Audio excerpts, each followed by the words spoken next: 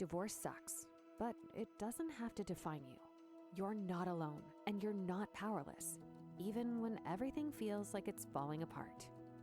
Welcome to The Difficult Divorce, a podcast that cuts through the drama and confusion to give you clarity, confidence, and straight-up real talk.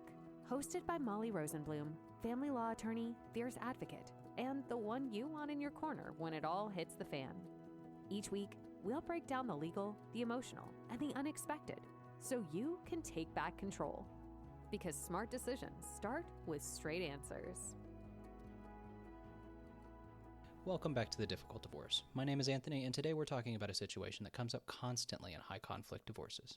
What happens if your spouse simply refuses to cooperate? They won't respond, won't sign anything, and are determined to drag everything out.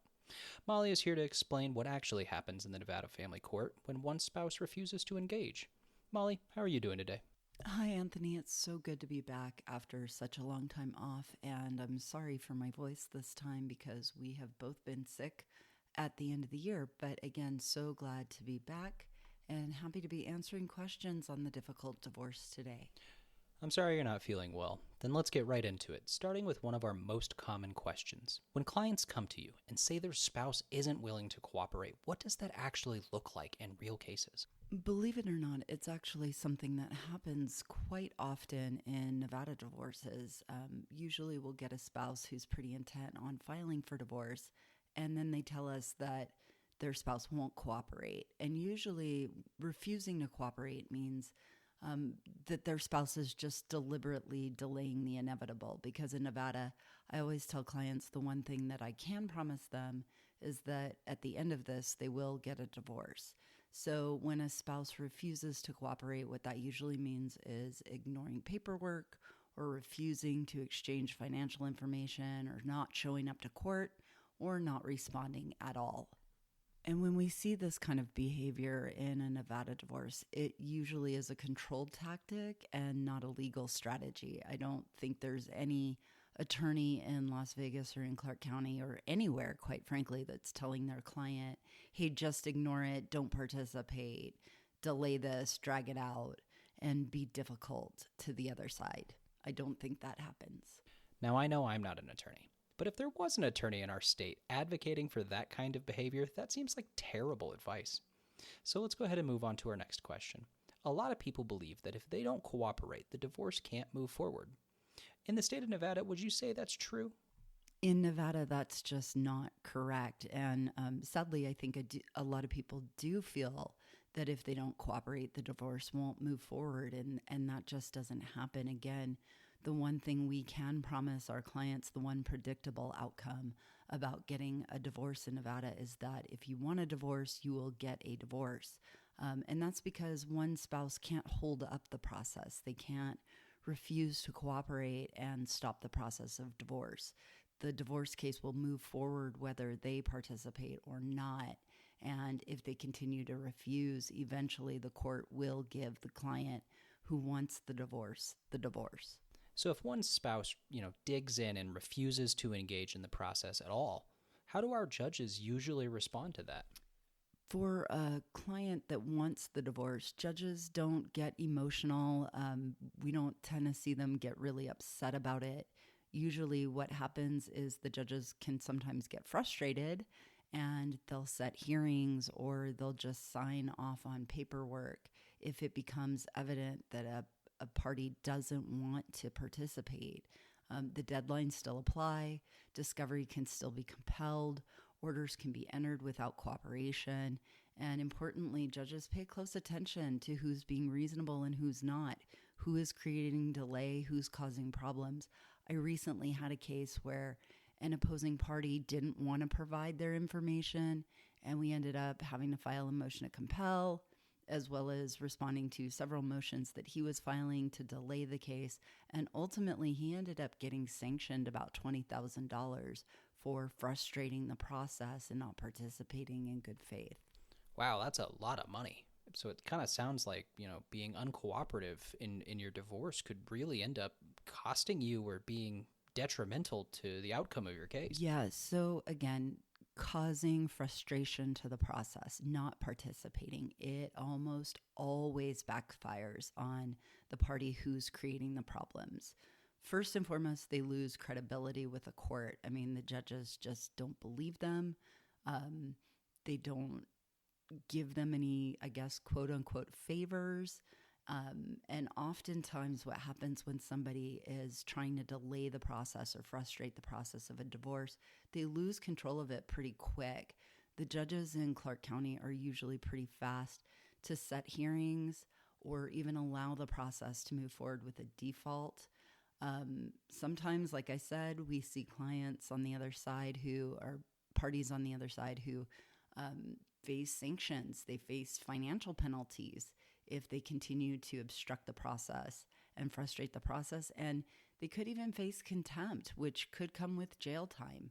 So when a judge sees a pattern of obstruction, that usually sticks with the other side. And usually that's when we start to get participation. Got it. Don't obstruct my case. That makes total sense to me. So let's move on to our next question. What should somebody do if they're dealing with an uncooperative spouse? If somebody's listening right now and they're dealing with this, what should they do and really what should they avoid? The biggest mistake we see people make when one party's being obstructionist is that they feel like they need to match that level of difficulty or obstruction. And that is the biggest mistake you can make. So if a party isn't providing information, then sometimes we get our clients who say, well, they're not providing it, so I don't want to provide it. And that is a huge mistake. If you want the divorce and you want it fair, you have to participate in the process. And so usually the cooperative party is the one who meets and follows the orders, meets the deadlines, documents everything, and the participating party, the one who's doing it the right way, is usually the one who ends up in a stronger position. And the courts do recognize that. They see when a client is participating in good faith and another side is just being obstructionist. So the best advice I could give, let the court tools work, listen to your lawyer. That's what they're there for. Now, I know I said earlier that it seems like obstructing is a bad idea that any divorce attorney would give out to their clients. But is there ever a time that refusing to cooperate is ever a smart strategy? Like any situation where this might actually work in their favor? For me, I cannot think of one time where it has been beneficial for somebody not to cooperate or not follow the process. Usually in Nevada family court, again, delaying, refusing to cooperate, refusing to respond, refusing to provide information is a bad look. If somebody is hoping to delay or punish or gain leverage by refusing to cooperate, they're usually creating a worse outcome for themselves. Like I said, our court has a lot of tools to enforce the rules. Those can include financial penalties, striking pleadings, putting somebody in jail if they're not cooperating. And so in family court, refusing to participate, refusing to follow the rules, refusing to give information is just never a good situation. It almost always backfires. It almost always leads to a result that the refusing or uncooperative party does not like. And so again, if the fear is that you're going to have an opposing party who just is going to put their head in the sand, not do anything, you could rest assured that at the end of it, at least in Nevada, you are going to get a divorce. So the takeaway is pretty clear to me. Refusing to cooperate doesn't stop the divorce. It just shifts the control away from the person doing it, which is unfortunate, but at the end of the day, just as you said, you're still going to get that divorce that you're looking for. Exactly. Divorce is already stressful, and adding unnecessary conflict only makes it more expensive and more unpredictable. So again, if you take anything away from this episode, it would be to cooperate in the process. You may not like that you're getting divorced, but in Nevada, a divorce is inevitable. The court can't order counseling. It can't order your family to stay together. It can't stop the process. If one party wants the divorce, they are going to get the divorce. The easiest, fastest, cheapest way to do that is to cooperate. I hope you get to feeling better, Molly, and thank you so much for being here. We do really appreciate it. If you're facing a high conflict divorce here in Nevada and your spouse refuses to cooperate, getting legal guidance matters.